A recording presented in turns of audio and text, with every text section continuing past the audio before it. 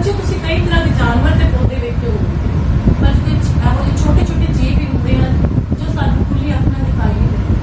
ਉਹਨਾਂ ਜੀਵਾਂ ਨੂੰ ਅਸੀਂ ਸੂਖਮ ਜੀਵ ਕਹਿੰਦੇ ਹਾਂ ਜਾਂ ਮਾਈਕਰੋ ਆਰਗੇਨਿਜ਼ਮਸ ਕਹਿੰਦੇ ਹਾਂ। ਅੱਜ ਦਾ ਆਪਣਾ ਲੈਸਨ ਹੈ ਸੂਖਮ ਜੀਵ ਮਿੱਤਰ ਅਤੇ ਦੁਸ਼ਮਣ। ਸੂਖਮ ਜੀਵ ਸਾਡੇ ਕਿਸ ਤਰ੍ਹਾਂ ਮਿੱਤਰ ਹਨ ਤੇ ਕਿਸ ਤਰ੍ਹਾਂ ਸਾਡੇ ਦੁਸ਼ਮਣ। ਸੂਖਮ ਜੀਵ ਕੀ ਹੁੰਦਾ ਹੈ? ਛੋਟੇ ਉਹ ਛੋਟੇ ਜੀਵ ਜੋ ਸਾਨੂੰ ਨੇਕ ਆਈ ਦੁਆਰਾ ਨਜ਼ਰ ਨਹੀਂ ਆਉਂਦੇ, ਜੋ ਅਸੀਂ ਖੁੱਲੀ ਅੱਖ ਦੁਆਰਾ ਨਹੀਂ ਵੇਖ ਸਕਦੇ, ਉਹਨਾਂ ਨੂੰ ਸੂਖਮ ਜੀਵ ਕਿਹਾ ਜਾਂਦਾ ਹੈ। ਅਜਿਹੇ ਜੀਵ ਅਸੀਂ ਸੂਖਮਦਰਸ਼ੀ ਜਾਂ ਮਾਈਕਰੋਸਕੋਪ ਦੀ ਸਹਾਇਤਾ ਨਾਲ ਵੇਖ ਸਕਦੇ ਹਾਂ, ਜਿਹਨੂੰ ਆਪਾਂ ਮਾਈਕਰੋਸਕੋਪ ਵੀ ਕਹਿੰਦੇ ਹਾਂ। ਇਹਨਾਂ ਦੀ ਸਹਾਇਤਾ ਨਾਲ ਨਜ਼ਰ ਆਉਂਦੀ ਕਿਉਂਕਿ ਇਹਨਾਂ ਦਾ ਸਾਈਜ਼ ਮਾਈਕਰੋਨ ਤੋਂ ਵੀ ਛੋਟਾ ਹੁੰਦਾ ਹੈ, ਬਹੁਤ ਛੋਟੇ ਹੁੰਦੇ ਹਨ। ਕੁਝ ਸੂਖਮ ਜੀਵ ਜਿਹੜੇ ਬ੍ਰੈਡ ਵਿੱਚ ਨਜ਼ਰ ਆਉਂਦੇ ਹਨ ਉਹਨਾਂ ਨੂੰ ਅਸੀਂ ਵਰਦਰਸ਼ੀ ਲੈਂਸ ਦੁਆਰਾ ਵੇਖ ਸਕਦੇ ਹਾਂ। ਬੱਚੇ ਤੁਸੀਂ ਆਮ ਵੇਖਿਆ ਹੋਣਾ ਹੈ ਕਿ 2-3 ਦਿਨ ਜਦੋਂ ਅਸੀਂ ਬ੍ਰੈਡ ਯੂਜ਼ ਨਹੀਂ ਕਰਦੇ ਤਾਂ ਬ੍ਰੈਡ ਉੱਪਰ ਗ੍ਰੇ ਵਾਈਟ ਕਲਰ ਦੇ ਪੈਚਸ ਲੱਗ ਜਾਂਦੇ ਹਨ, ਧੱਬੇ ਲੱਗ ਜਾਂਦੇ ਹਨ। ਉਹਨਾਂ ਨੂੰ ਫਫੂੰਦੀ ਕਹਿੰਦੇ ਹਾਂ, ਫੰਗਸ ਕਹਿੰਦੇ ਹਾਂ ਜਾਂ ਬੁੱਲੀ ਕਹਿੰਦੇ ਹਾਂ। ਉਹ ਬੁੱਲੀ ਕੀ ਹੈ? ਇੱਕ ਤਰ੍ਹਾਂ ਦਾ ਸੂਖਮ ਜੀਵੀ ਹੈ, ਪਰ ਉਸ ਨੂੰ ਅਸੀਂ ਵਰਦਰਸ਼ੀ ਲੈਂਸ ਦੁਆਰਾ ਵੇਖ ਸਕਦੇ ਹਾਂ। Simple common example, common activity ਤੁਸੀਂ ਕਰ ਸਕਦੇ ਹੋ। ਨੀਲੀ ਮਿੱਟੀ ਲਓ, ਉਸ ਮਿੱਟੀ ਨੂੰ ਕਿਸੇ ਗਲਾਸ ਵਿੱਚ ਪਾਓ, ਉੱਪਰ ਥੋੜਾ ਜਿਹਾ ਪਾਣੀ ਪਾਓ, ਵੇਟ ਕਰੋ ਜਦ ਤੱਕ ਮਿੱਟੀ ਨੀਚੇ ਬੈਠ ਨਾ ਜਾਏ। ਫਿਰ ਤੁਸੀਂ ਉਸ ਪਾਣੀ ਦੀ ਥੋੜਾ ਜਿਹਾ ਸੈਂਪਲ ਸਲਾਈਡ ਉੱਪਰ ਰੱਖੋ ਤੇ ਮਾਈਕਰੋਸਕੋਪ ਤੇ ਵੇਖੋ, ਤੁਹਾਨੂੰ ਕੁਝ ਜੀਵ ਭਜਦੇ ਹੋਏ ਨਜ਼ਰ ਆਉਣਗੇ। ਉਹ ਕੀ ਹੁੰਦੇ ਹਨ? ਉਹ ਸੂਖਮ ਜੀਵ। ਸੂਖਮ ਜੀਵ ਦੇ ਮੇਨਲੀ 4 ਵਰਗ ਹੁੰਦੇ ਹਨ।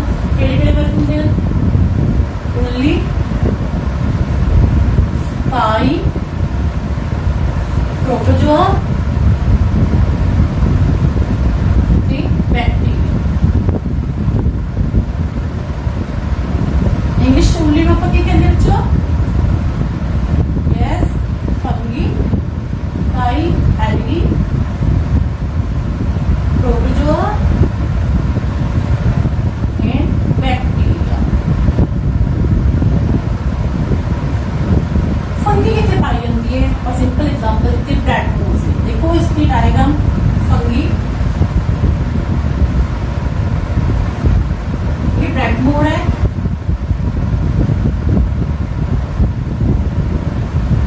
जिसके ऊपर इस शेप की फंगी नजर आ रही। ये काई एल्गी, एल्गी जब आप करते हैं ये यूनिसेलुलर भी होती है ते मल्टी सेलुलर भी होती है, कोशिकी भी होती है ते बहुकोशिकी भी होती है।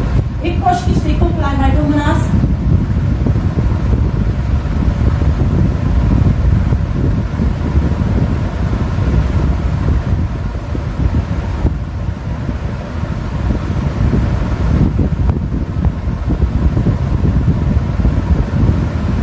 क्लाइमेटोमोनास की है, एक कोशिकी है। इसी तरह स्पाइरोगारा होता है जो कि बहुकोशिकी होता है।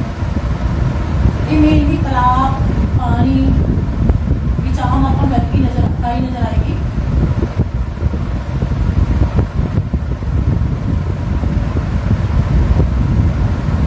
प्रोटोजोआ आम ही आपका सुनिया है, अमेरिका बारे एक कोशिकी सेल है। पैरामीशिया जिसकी शेप स्लिपर टाइप होती है।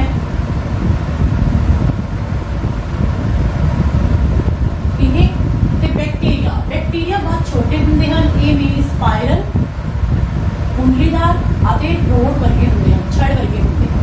क्लियर हो गए बच्चों? सुखम आप कर रहे हैं सुखम जीव, इन्हां के 4 वर्ग हैं, उल्ली, फंगी, काई, एल्गी, प्रोटोजोआ और बैक्टीरिया। ये चारों जिहड़े हैं मेन सुखम जीवां दे वर्ग हैं। बच्चों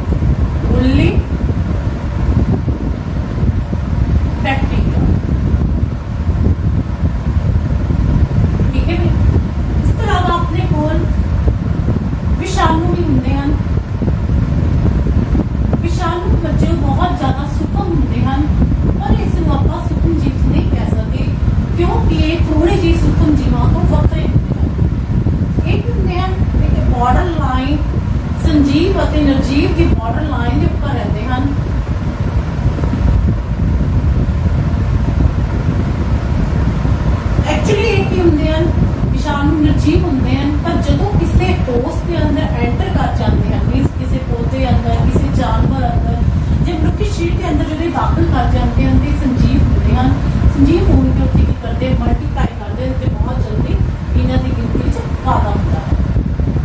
जिवें आपां कॉमन कोल्ड है, फ्लू है, अपन खांसी है, पोलियो है, ये सारे की है विषाणुओं तो होने वाली बीमारियां हैं। विषाणु की होंगे ने उन्हां दी शेप इस तरह होंदी है, ट्रायंगल शेप होंदी है, डीएनए ते आरएनए होंदा है, इन्हां दा नेक होंदा है, ये इन्हां दे टेल्स होंदे हैं।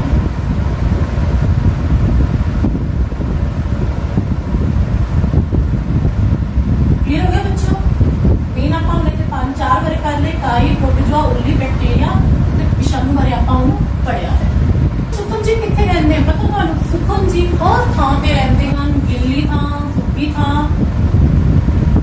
गिल्ली थां ते भी रहंदे हन ते सुक्की थां ते भी रहंदे हन, गरम थां ते रहंदे हन, गरम ते भी ते ठंडी थां ते भी रहंदे हन, मनुख दे शरीर दे बाहर भी रहंदे हन, मनुखी जो किसी भी जीव दे शरीर दे बाहर भी रहंदे हन, अंदर भी रहंदे हन, अंदर बाहर सब पासे रहंदे हन। इट मीन्स की है सूखम जीव जिहड़े हर थां ते रहंदे हन, भावें वो गिल्ली है, सुक्की है, भावें दलदल वाली थां है, भावें वो डेजर्ट है, रेगिस्तान है, ते भावें शरीर के अंदर च बाहर है। सिर्फ मनुखी शरीर के अंदर नहीं रहंदे, किसी भी पौधियां दे, जानवर के शरीर के अंदर च बाहर रह सकदे हन। सूखम जीव बारे ਆਪਾਂ पढ़ रहे हैं बच्चों कि सूखम जीव साडे लिए मित्र भी हन ते दुश्मन भी हन, साडे लिए बहुत ज्यादा लाभदायक भी हन ते सानू कई तरह की बीमारियां भी फैलाते हैं। आओ बच्चों हुण आपां इन्हां बारे विस्तार नाल पढ़ीए कि सूखम जीव साडे किस तरह मित्र हन। सूखम जीव साडे मित्र हन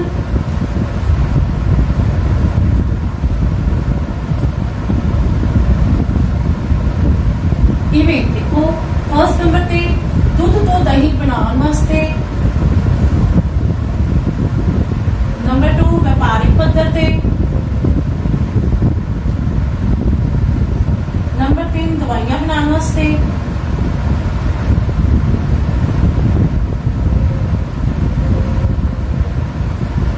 नंबर 4 मिट्टी की उपजाऊ शक्ति बढ़ाते हैं,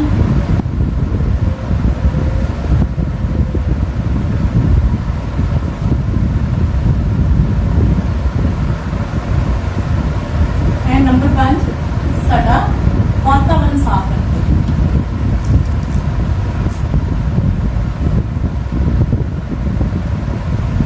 बच्चों देखो जी छोटा क्वेश्चन आ जाए कि सुखम साडे मित्र की हन, तुसीं ये पढ़ लिख दो कि सुखम दुध तो दही बनाने से मदद करते हैं, व्यापारिक पद्धर ते इन्हां तो अल्कोहल, सिरका ते शराबबंदी है,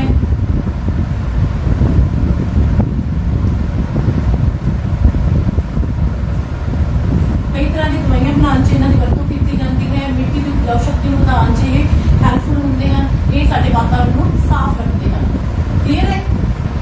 देखो बच्चों हुण आपां करदे हैं डिटेल कि सूखम जीव किवें दुध तो दही बनाउण च साडी मदद करते हैं। देखो बच्चों तुहाडे मम्मी ने की कीता होना है, दुध नूं थोड़ा जिहा कोसा करके थोड़ा जिहा दही मिला के उहनूं जमाया होना है, जिस तो सारा दुध दही बन गया होना है। ये किवें बनदा है? दुध दही विच एक्चुअली की हुंदे हन? बैक्टीरिया हुंदे हन, जीवाणु हुंदे हन। किहड़े जीवाणु हुंदे हन? लैक्टोबैसिलस।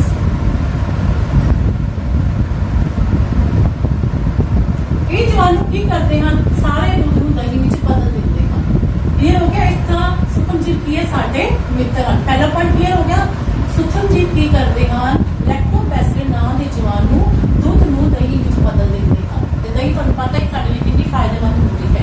क्लियर है? सेकंड पॉइंट है व्यापारिक पद्धर ते किवें वरते जाते हैं। व्यापारिक पद्धर वरतण लई तुहानूं पहलां बच्चों पता होना चाहिए है खमीरन क्रिया की है। खमीरन क्रिया नूं करन वास्ते एक असीं छोटी जी क्रिया करते हैं, थोड़ा जिहा मैदा लैके उस विच थोड़ा जिहा खमीर पा के खंड पा के उसनूं थोड़ी जी रख देंगे। 2 घंटे बाद देखेंगे जो मैदा होएगा उसका वॉल्यूम बहुत बढ़ जाता है। क्यों बढ़ जाता है? क्योंकि जो आपां ईस्ट पाते हैं, ईस्ट जब खमीर वो की करता है वो जो उस विच शुगर होंदी है, मैदे शुगर होंदी है उसनूं किस च बदल दिंदा है? Alcohol which. मेनली शुगर नूं जदों अल्कोहल विच बदलिया जाता है तो उस विधि नूं आपां कहंदे हां खमीरन क्रिया। क्लियर हो गया? मान लो तुसीं किसी बाउल विच मैदा गुन के रखिया, उसमें थोड़ा जिहा खमीर ते थोड़ा जिहा खंड पाया, 2 घंटे बाद देखोगे कि उसका वॉल्यूम की है डबल हो जाता है, खुल जाता है, वो वॉल्यूम बढ़ जाता है। क्यों बढ़ जाता है? कि जिहड़े खमीर हुंदे हन वो जदों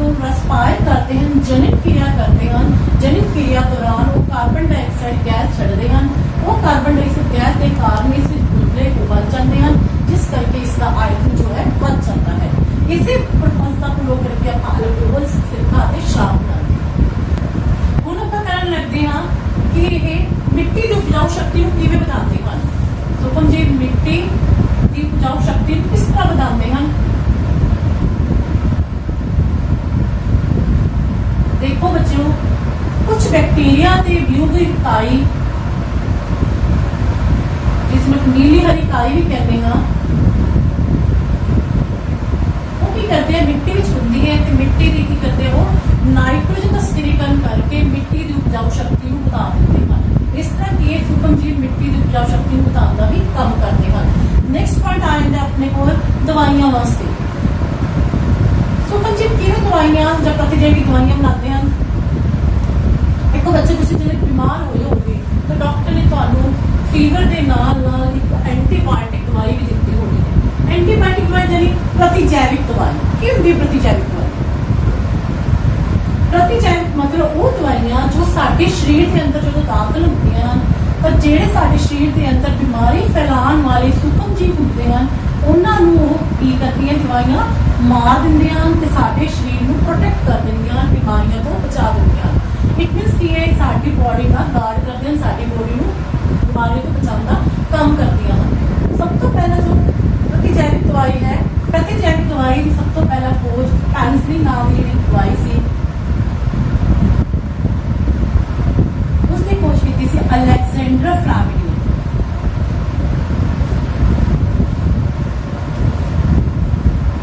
1929 उसने खोज की थी। एक्चुअली की होंदा है दवाइयां बनाने वास्ते कल्चर बनाना पैंदा है। उसने की किया बैक्टीरिया का कल्चर बनाया। कल्चर बनाते हुए देखे कुछ हरे रंग के छोटे छोटे जीव उसमें नजर आए, जिसको उसने पेनिसिलिन नाम दवाई की खोज की थी। क्लियर हो गया। प्रतिजैविक दवाइयां जो है वो पशुओं की पौधों की खुराक च मिलाई जाती ताकि उन्होंने बीमारियों तो बचा सके। जो प्रतिजैविक दवाइयां होंदियां मेनली होंदियां साडे शरीर को इम्यूनिटी प्रोवाइड करदियां हैं, साडे शरीर को की है रोगां तो लड़न की क्षमता प्रोवाइड करदियां हैं। तुसीं आप देखिया होना कि छोटे बच्चे होंदे हैं उन्हां नूं वैक्सीनेशन कीती जाती है। ये वैक्सीनेशन की है? देखो जदों सूक्ष्म जीव साडे शरीर अंदर दाखिल हो जाता है, दाखिल होकर की है वो साडी इम्यूनिटी को खत्म करने की कोशिश करता है, तो उसकी इम्यूनिटी को स्ट्रॉन्ग करने लई सानूं की कोशिश साडी बॉडी के अंदर एंटीबॉडीज होंदे हैं। वो एंटीबॉडीज की करदे हैं उन्हां सूक्ष्म जीवां नाल लड़ाई करदे हैं, लड़ते हैं तो उन्होंने खत्म कर देते हैं तो साडी बॉडी को बीमारी को बचा लेते हैं। इस करके कि बच्चों का वैक्सीनेशन की जाती है, उन्होंने टीकाकरण किया जाता है। हम एक 5 साल के बच्चे करके काफ़ी सारी वैक्सीनेशन उन्होंने प्रोवाइड की जाती है। इन्होंने एक मेन है पोलियो की, पोलियो के बच्चों के ड्रॉप्स पाई जाती हैं और ड्रॉप्स की देखना टीकाकरण वैक्सीनेशन होती है जो बच्चों की बीमारी को बचाती है। हम देखो बच्चों आप इन्होंने 4 यूज कर लिए। पहला इस तो पहले किया दुध तो दही बनाने, सेकेंड नंबर पर किया व्यापारिक पद्धर से अमरूद शराब के सिक्का भाई खमीरन मिल गया। खमीरन भी की होंगी है पॉइंट रहेगा सी बड़ा खमीर जो प्रोसेस सी उसकी खोज किसने की सी? उसकी खोज लुइस पैस्चर ने की सी 1857 ईस्वी में। खमीरन प्रोसेस खमीरन क्रिया की खोज लुइस पैस्चर ने 1857 की सी।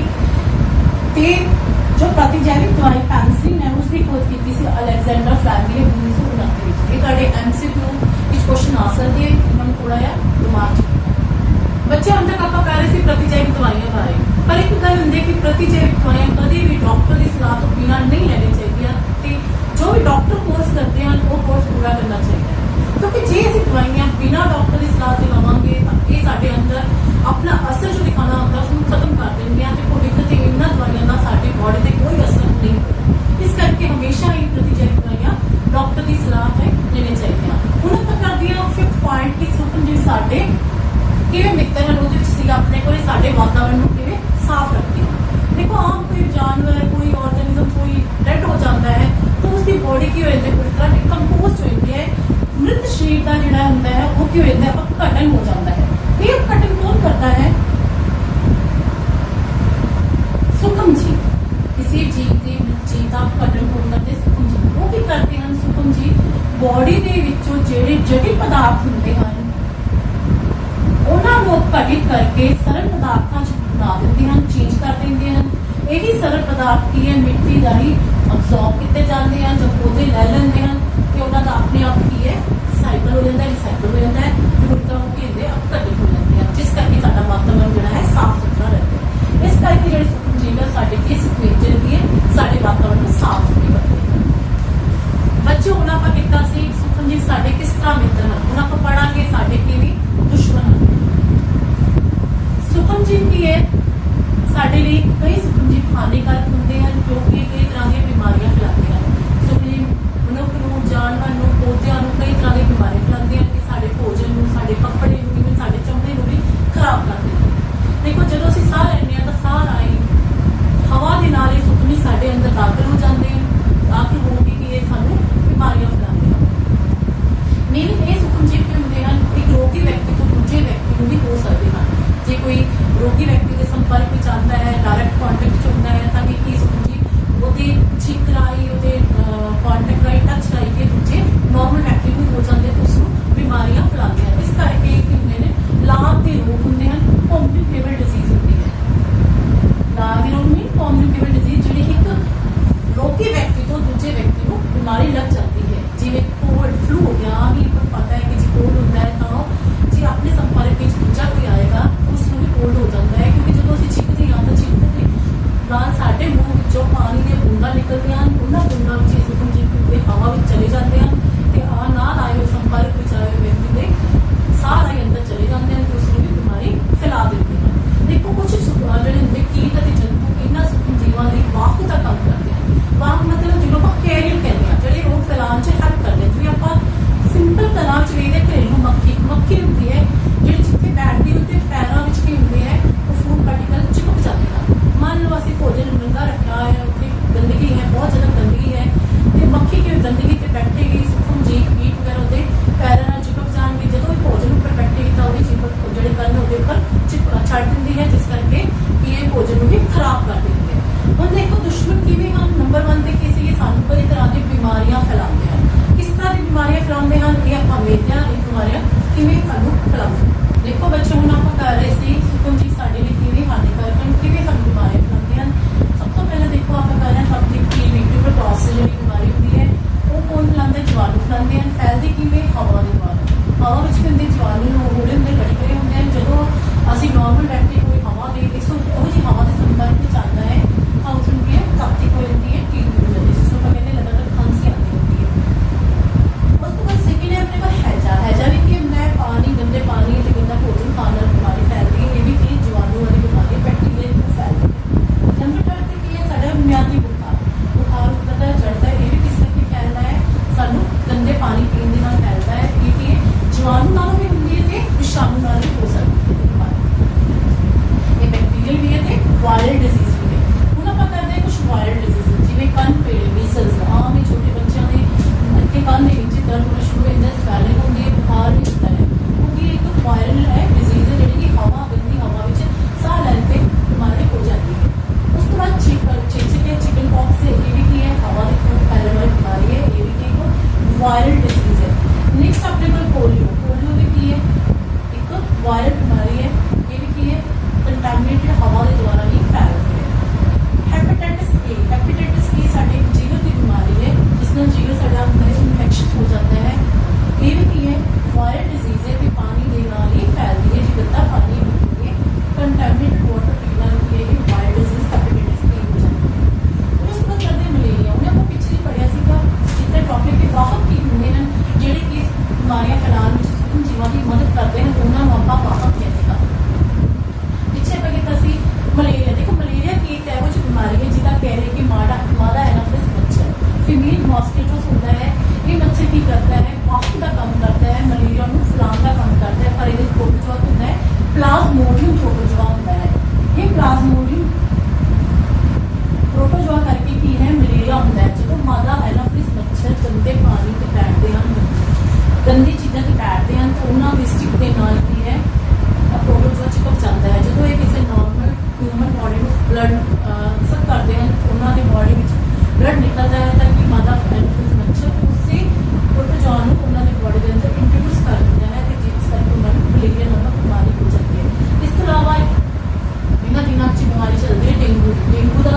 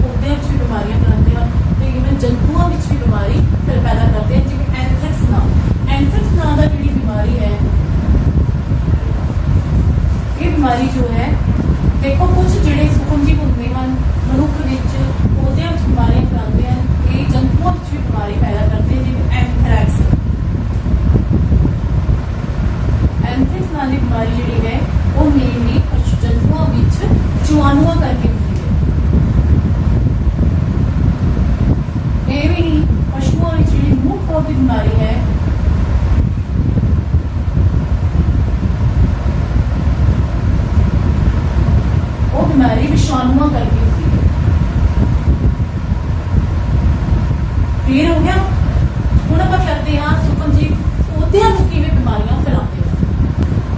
ਬੱਚੇ ਹੁਣ ਆਪਾਂ ਵੇਖਦੇ ਹਾਂ ਕਿ ਕੁਝ ਅਜਿਹੇ ਸੂਖਮ ਜੀਵ ਜੋ ਪੌਦਿਆਂ ਨੂੰ ਬਿਮਾਰੀਆਂ ਫੈਲਾਉਂਦੇ ਹਨ।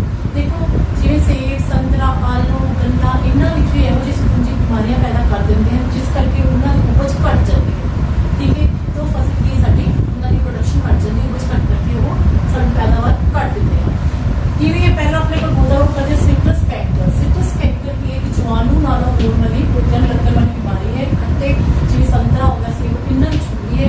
ਇਹ ਫੈਲਦੀ ਕਿਵੇਂ? ਹਵਾ ਦੇ ਦੁਆਰਾ ਇਹ ਫੈਲਦੀ ਹੈ।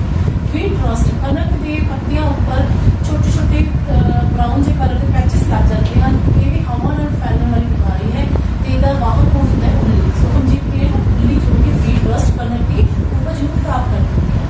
ਇਸ ਤੋਂ ਇਲਾਵਾ ਆਪਾਂ ਕਰਦੇ ਹਾਂ ਭਿੰਡੀ। ਭਿੰਡੀ ਨੂੰ ਜਿਹੜੀ ਵਿਸ਼ਾਣੂ ਲੱਗਦੇ ਹਨ, ਕੀਟ ਦੁਆਰਾ ਬਿਮਾਰੀ ਫੈਲਦੀ ਹੈ। ਵਿਸ਼ਾਣੂ ਵਾਇਰਲ ਬਿਮਾਰੀ ਹੈ।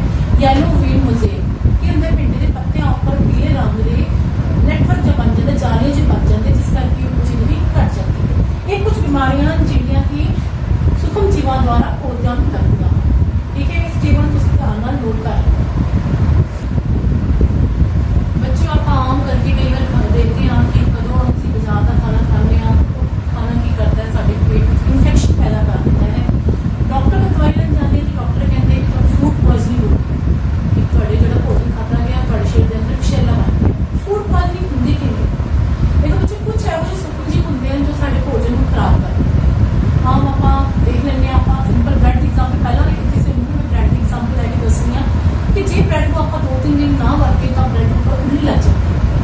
ਉਹੀ ਉੱਲੀ ਕੀ ਹੈ? ਉਸਨੂੰ ਵਿਸ਼ੇਲਾ ਬਣਾ ਦਿੰਦੀ ਹੈ। ਇਸੇ ਤਰ੍ਹਾਂ ਆਪਾਂ ਕੋਈ ਵੀ ਸਬਜ਼ੀ, ਕੋਈ ਵੀ ਫਰੂਟ ਲੈ ਲਈਏ, ਜੇ ਉਹਦੀ ਵਰਤੋਂ ਨਾ ਕਰੀਏ ਜਾਂ ਉਹਨੂੰ ਬਾਹਰ ਆਮ ਖੁੱਲ੍ਹੇ 'ਚ ਰੱਖ ਦਈਏ ਤਾਂ 2-3 ਦਿਨ ਬਾਅਦ ਉਹ ਖਰਾਬ ਹੋ ਜਾਂਦੀ ਹੈ। ਪਰ ਆਪਾਂ ਵੇਖੇ ਆਪਣੇ ਦਾਦੀ ਨਾਨੀ ਨੇ ਅਚਾਰ ਪਾਉਂਦੇ, ਅੰਬ ਦਾ ਅਚਾਰ ਪਾ ਕੇ ਰੱਖਦੇ, ਉਹ ਤਾਂ ਕਈ ਸਾਲ ਨਹੀਂ ਖਰਾਬ ਹੁੰਦਾ। ਕਿਉਂ? ਕਿਉਂਕਿ ਉਹ ਕੀ ਹੁੰਦਾ ਹੈ? ਪਰਿਰੱਖਿਅਕ ਵਿਧੀ ਹੁੰਦੀ ਹੈ, ਪ੍ਰੀਜ਼ਰਵੇਟਿਵ ਹੁੰਦੀ ਹੈ, ਜਿਸ ਦੀ ਵਰਤੋਂ ਕਰਕੇ ਆਪਾਂ ਫਲ ਅਤੇ ਸਬਜ਼ੀਆਂ ਨੂੰ ਲੰਬੇ ਸਮੇਂ ਤੱਕ ਸੰਭਾਲ ਕੇ ਰੱਖ ਸਕਦੇ ਹਾਂ। ਹੁਣ ਆਪਾਂ ਕਰਦੇ ਹਾਂ ਹਾਊ ਟੂ ਪ੍ਰੀਜ਼ਰਵ ਫੂਡ, ਕਿਵੇਂ ਭੋਜਨ ਦੀ ਸੰਭਾਲ ਕਰ ਸਕੀਏ। ਪਹਿਲਾਂ ਤੁਹਾਨੂੰ ਪਤਾ ਹੋਣਾ ਚਾਹੀਦਾ ਹੈ ਕਿ ਪ੍ਰੀਜ਼ਰਵੇਟਿਵ ਕੀ ਹੁੰਦੇ ਹਨ ਜਾਂ ਪਰਿਰੱਖਿਅਕ ਕੀ ਹੁੰਦੇ ਹਨ। ਪਰਿਰੱਖਿਅਕ ਮੀਨ ਅਜਿਹੇ ਪਦਾਰਥ ਜੋ ਕਿ ਸੂਖਮ ਜੀਵਾਂ ਦੇ ਵਾਧੇ ਨੂੰ ਰੋਕ ਦਿੰਦੇ ਹਨ, ਜਿਸ ਕਰਕੇ ਇਹ ਸਾਡੇ ਭੋਜਨ ਨੂੰ ਸੁਰੱਖਿਅਤ ਰੱਖਦੇ ਹਨ। ਜਿਵੇਂ ਮੇਨ ਨਮਕ ਅਤੇ ਤੇਲ ਹੈ। ਨਮਕ ਅਤੇ ਤੇਲ ਕੀ ਪਰਿਰੱਖਿਅਕ ਦਾ ਕੰਮ ਕਰਦੇ ਹਨ। ਇਹ ਕੀ ਕਰਦੇ ਹਨ? ਸੂਖਮ ਜੀਵਾਂ ਦੇ ਵਾਧੇ ਨੂੰ ਖਤਮ ਕਰ ਦਿੰਦੇ ਹਨ, ਉਹਨਾਂ ਦੀ ਗਰੋਥ ਨਹੀਂ ਹੋਣ ਦਿੰਦੇ, ਜਿਸ ਕਰਕੇ ਭੋਜਨ ਲੰਬੇ ਸਮੇਂ ਤੱਕ ਸੁਰੱਖਿਅਤ ਰਹਿੰਦਾ ਹੈ। ਹੁਣ ਆਪਾਂ ਕੁਝ ਪਰਿਰੱਖਿਅਕ ਦੀ ਐਗਜ਼ਾਮਪਲ ਕਰਦੇ ਹਾਂ, ਜਿਵੇਂ ਸੋਡੀਅਮ ਬੈਂਜੋਏਟ। ਸੋਡੀਅਮ ਬੈਂਜੋਏਟ, ਸੋਡੀਅਮ ਮੈਟਾਬਾਈਸਲਫਾਈਡ,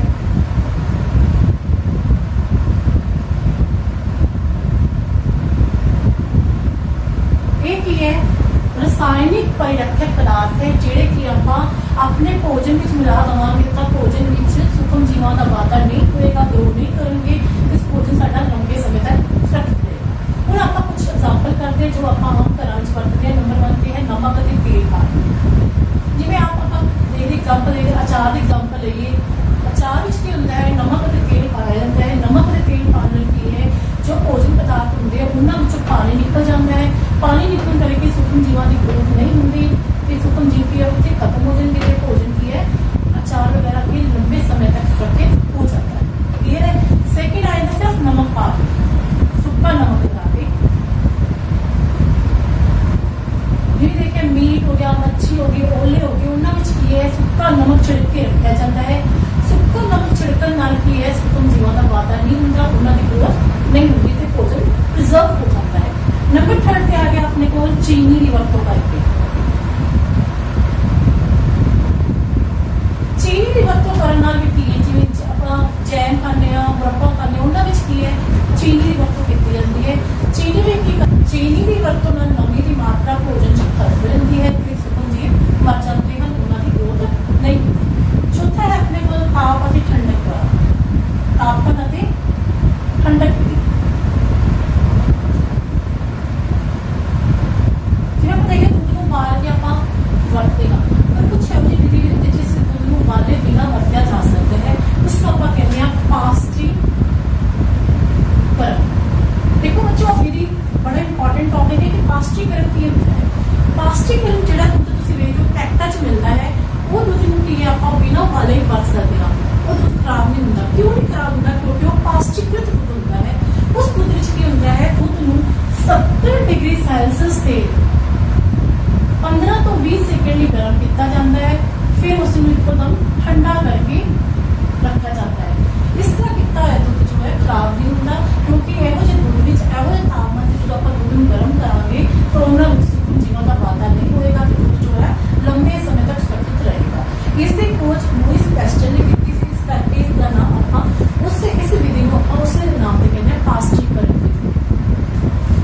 ਦੇਖੋ ਬੱਚਿਓ, ਹੁਣ ਆਪਾਂ ਕੀਤਾ ਸੀ ਭੋਜਨ ਦੀ ਸੰਭਾਲ ਪਰਿਰਖਿਤ ਮੈਥਡ। ਇਸੇ ਤਰ੍ਹਾਂ ਕੁਝ ਫਲ ਅਤੇ ਸਬਜ਼ੀਆਂ ਜੋ ਸੁੱਕੇ ਮੇਵੇ ਉਹਨਾਂ ਨੂੰ ਕੀ ਹੈ ਹਵਾਬੰਦ ਪੈਕਟਾਂ ਵਿੱਚ ਰੱਖਿਆ ਜਾਂਦਾ ਹੈ ਤਾਂ ਕਿ ਜੀਵਾਣੂ ਉਹਨਾਂ ਤੇ ਅਟੈਕ ਨਾ ਕਰ ਸਕਣ ਤੇ ਉਹ ਲੰਬੇ ਸਮੇਂ ਤੱਕ ਸੁਰੱਖਿਅਤ ਰਹਿ ਸਕਣ।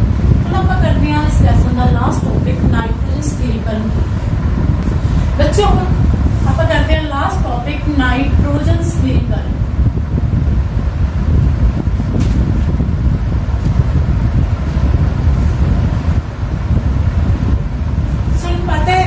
वायुमंडल ਵਿੱਚ नाइट्रोजन कितनी है? 78% वायुमंडल ਵਿੱਚ नाइट्रोजन है। ठीक है,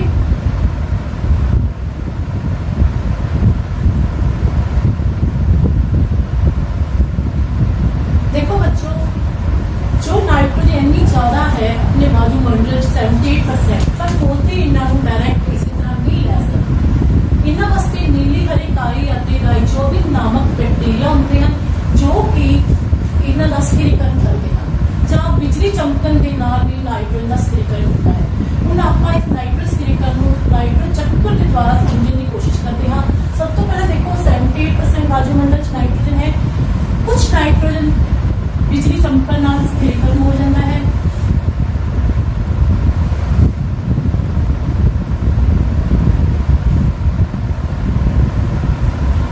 क्लियर है? कुछ नाइट्रोजन स्थिरीकरण कौन करता है? नाइट्रोजन स्थिरीकरण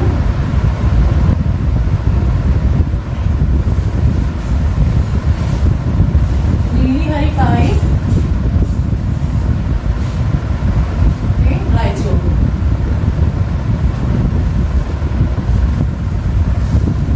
नीली हरी काई के राइजोबियम की करते हैं? राइजोबियम बैक्टीरिया के लिग्निस प्लांट फलीदार पौधों की जड़ा के गंढां च पाए जाते हैं। ये की करते हैं? वायुमंडल चो नाइट्रोजन लै लेंदे हैं तो उस नाइट्रोजन नूं की करते हैं? यौगिकां विच बदल दिंदे हैं। नाइट्रोजन का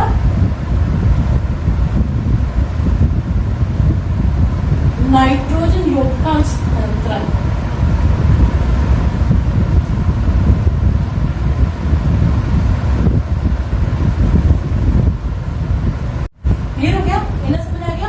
वायुमंडल च नाइट्रोजन 78% है। कुछ बच्चे की करते हैं, कुछ नाइट्रोजन स्थिरीकरण की है। सिंपल बच्चे दस देंगे कि नाइट्रोजन स्थिरीकरण होता है नीली हरी काई या राइजोबियम, पर कुछ तुसीं याद रखना है कि बिजली चमकण नाल भी नाइट्रोजन का स्थिरीकरण होता है। तो बाकी स्थिरीकरण कौन करता है? राइजोबियम ते नीली हरी काई। ये की करते हैं? नाइट्रोजन नूं नाइट्रोजन यौगिकां च बदल दिंदे हन। जदों यही नाइट्रोजन यौगिक मिट्टी विच आ जांदे हन, मिट्टी विच नाइट्रोजन यौगिक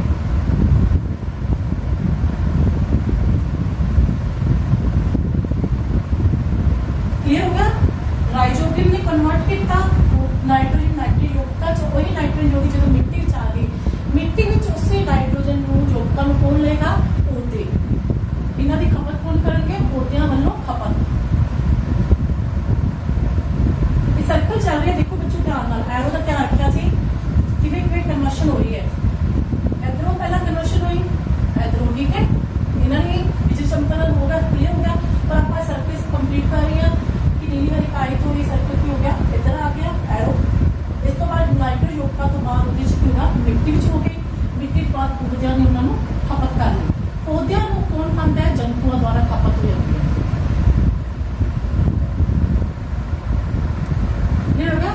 ਜਦੋਂ ਉਹਨਾਂ ਦੇ ਪੌਦਿਆਂ ਨੂੰ ਜੰਤੂ ਨੇ ਖਾਇਆ ਤਾਂ ਨਾਈਟ੍ਰੋਜਨ ਯੌਗਿਕ ਉਹਨਾਂ ਦੇ ਬੋਡੀ ਵਿੱਚ ਆ ਗਏ। ਜਦੋਂ ਜੰਤੂ ਮਰਨਗੇ ਜਾਂ ਉਹਨਾਂ ਦਾ ਪਤਨ ਹੁੰਦਾ ਹੈ ਤਾਂ ਪਤਨ ਤੋਂ ਬਾਅਦ ਕੀ ਹੈ? ਇਹ ਜੀ ਇਹ ਵਾਪਸ ਕੀ ਹੋ ਜਾਂਦੇ ਹਨ? ਕੁਝ ਨਾਈਟ੍ਰੋਜਨ ਯੌਗਿਕ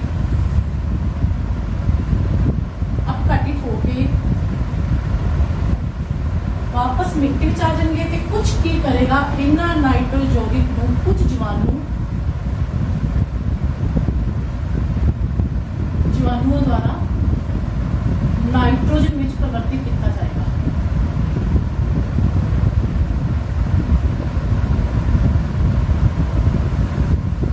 ਜਦੋਂ ਇਹ ਨਾਈਟ੍ਰੋਜਨ ਯੌਗਿਕ ਵਾਪਸ ਨਾਈਟ੍ਰੋਜਨ ਛੋੜਨਗੇ ਤਾਂ ਵਾਪਸ ਕੀ ਹੋ ਜਾਣਗੇ, ਇਹ ਵਾਯੂਮੰਡਲ ਵਿੱਚ ਮਿਲ ਜਾਣਗੇ। ਦੇਖੋ ਸਰਕਲ ਵੇਖੋ ਤੁਹਾਡਾ ਨਾਈਟ੍ਰੋਜਨ ਸਰਕਲ ਦਾ, ਜਿੰਨੀ ਵਾਯੂਮੰਡਲ ਚ ਆਪਾਂ ਨਾਈਟ੍ਰੋਜਨ ਯੂਜ਼ ਕੀਤੀ ਸੀ, ਪੌਦਿਆਂ ਨੇ ਯੂਜ਼ ਕੀਤੀ ਸੀ, ਵਾਪਸ ਹੀ ਹਰ ਫੇਜ਼ ਦੇ ਨਾਲ ਪੌਦਿਆਂ ਨੇ ਵੀ ਯੂਜ਼ ਕੀਤੀ, ਜੰਤੂਆਂ ਨੇ ਵੀ ਯੂਜ਼ ਕੀਤੀ ਤੇ ਵਾਪਸ ਉਹਨਾਂ ਦੀ ਬੋਡੀ ਦੇ ਜਦੋਂ ਅਪਸੈਟਨ ਹੋ ਗਿਆ ਤਾਂ ਉਹੀ ਨਾਈਟ੍ਰੋਜਨ ਵਾਪਸ ਵਾਯੂਮੰਡਲ ਚ ਮਿਲ ਗਈ। ਇਸ ਤਰ੍ਹਾਂ ਕੀ ਹੈ, ਨਾਈਟ੍ਰੋਜਨ ਦਾ ਕੋਈ ਵੇਸਟ ਨਹੀਂ ਹੋਇਆ, ਨਾਈਟ੍ਰੋਜਨ ਦੀ ਮਾਤਰਾ ਕੀ ਹੈ, ਪੂਰੀ ਤਰ੍ਹਾਂ ਸਥਿਰ ਰਹੀ ਹੈ।